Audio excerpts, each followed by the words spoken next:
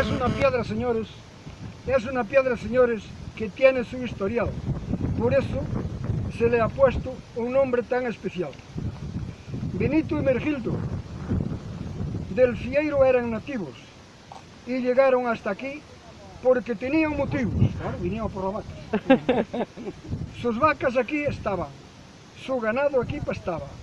Se encontraron con el lobo, la fiera los atacaba. Se subieron a la piedra, que le llamamos outeiro. Esa piedra la llamamos un outeiro. Los hombres aquí llegaron desde el lugar de Fieiro. Benito tenía un sombrero, el viento se lo llevó. El lobo lo fue siguiendo, pero no lo alcanzó. Benito salió corriendo y a su pueblo llegó. Mergildo, muy asustado, sobre la piedra quedó. Al dar la voz de alarma, corrieron al pedregal todos aquellos vecinos a matar el animal. El lobo salió corriendo, puso pies en polvoroso.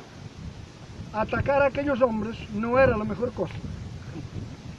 Liberaron a Mergildo, porque era un señor.